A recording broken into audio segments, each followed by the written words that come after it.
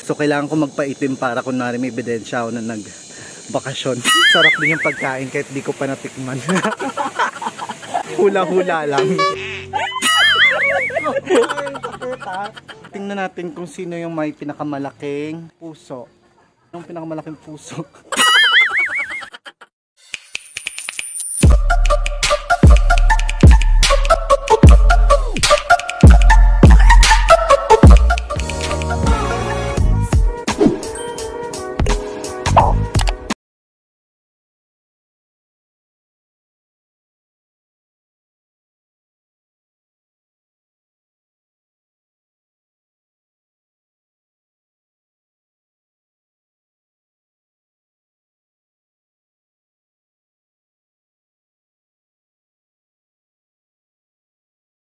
Tarik po kasi yung daan. Yung daan papuntang Jaas Park. Hindi na kaya ng tricycle paakyat nun. Baka mag-slide tayo. Ayun po yung dadaan natin. Pabundok po kasi tapos dala-dala pa yung bagahe. Sheesh! Ay, may mga ano gali. Ano ta na? Mga sulo-sulo. Kanila na yan mula dito to. Taas pa? Kami nag-hiking. Kasi mataas pa yung... Di pa kami nakakalahati pero pagod na kami. Saan ko tapos si mother? Grabe. So mag-hiking, kalsada na yun, nakakapagod pa rin pala. Tingnan nyo yung paligid. Ayan. Wow! Dami ganun niya init kaya liwanag sa video. Probinsyang probinsya. Kasi nag-a-adjust yung camera eh. Yung mga tunog sa mga horror eh. Meron doon. Kaya habang tayo papasok doon nakasakay tayo. Kita ko lang Pagod na. Meron naman ditong mga habal tapos sasakyan papunta sa Jaas Park. Pero mas pinili naming maglakad para may experience. Mga 150 yata yung habal. Paakyat. Grabe, nakakapagod. Tsaka ang init pa, matirik ang araw. Kaya sinulit ko na yung araw kasi hindi ko natitikman yung araw pag naka-work from home ako. Ba yung init sa probinsya kaysa sa Manila. Dito hindi gaanong masakit. Eh okay lang. So kailangan ko magpaitim para kunwari may ebidensya ako na nagbakasyon.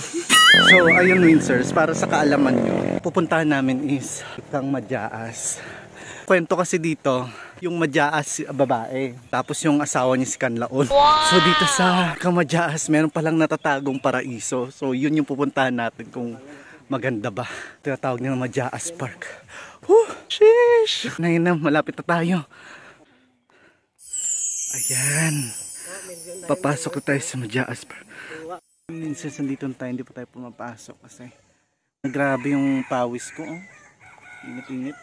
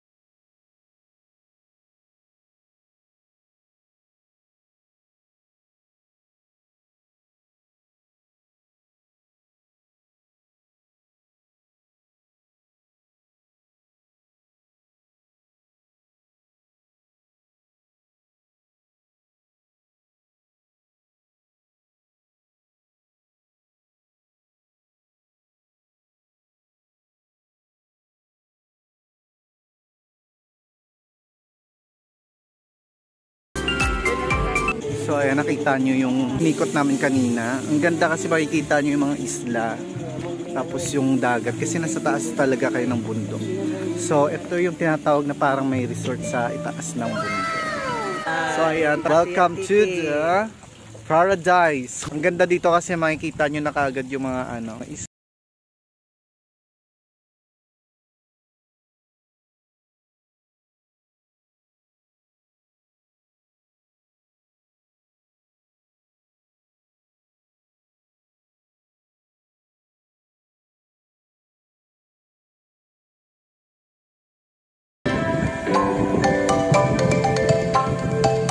Nandito kami sa isa sa mga cottage nila.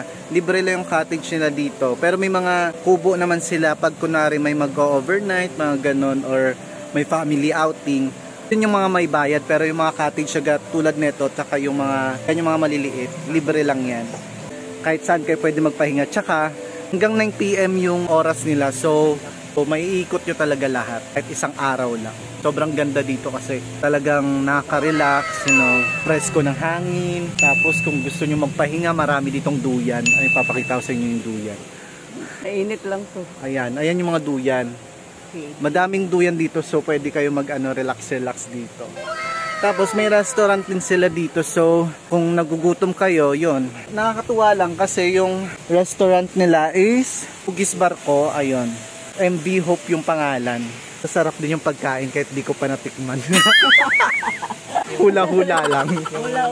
Ang kagandahan kasi dito, hindi naman lahat ng mga puno tinanggal nila. May mga kubo na may mga puno pa rin. Yung puno na to is duhat. Kapag may bunga daw yan, libre lang pitas. Pwede nyong kainin. So yun, may mga pumunta na din ng mga artista dito. Pero hindi pa talaga siya na-discover ng karamihan kasi parang exclusive pa lang siya sa Antique. Pero marami na pumunta dito. Ito yung pinakamalaking mountain resort sa Panay Island. Kung gusto nyong pumunta dito sa Antique, gandang bisitahin nyo rin dito. Bukod sa mga na-discover na ng mga tourist spot dito, isa din ito pride ng Antique. Kasi yung mga nakilala pa lang, yung mga Bugtong Bato, mga Malalison, Seco Island, Boracay. Marami pang magagandang resorts dito tsaka mga tourist spots sa Antique. Share ko lang. Meron pang 3 hectares sila na under development. So dadagdagan pa nila to ng pool. Siguro pag bumalik ulit ako dito, mas lalo pang gumanda at marami pa tayong maiikutan. Kahit mainit, nagduduyan ako dito. Shit, ang sarap.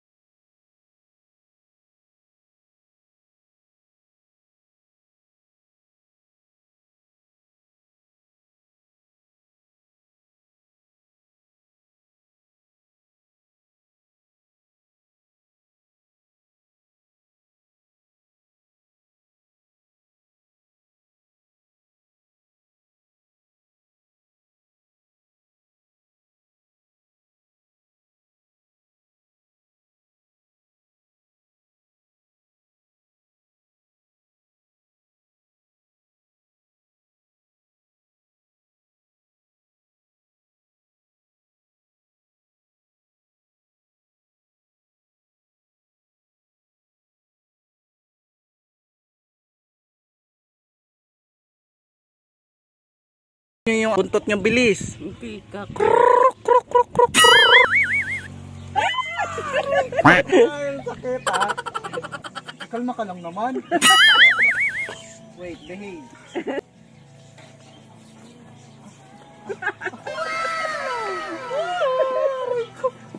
Tama na, kalma na kayo. First back riding, mamaya ka sa akin. Yung mga kabayo, nagpapahinga pa.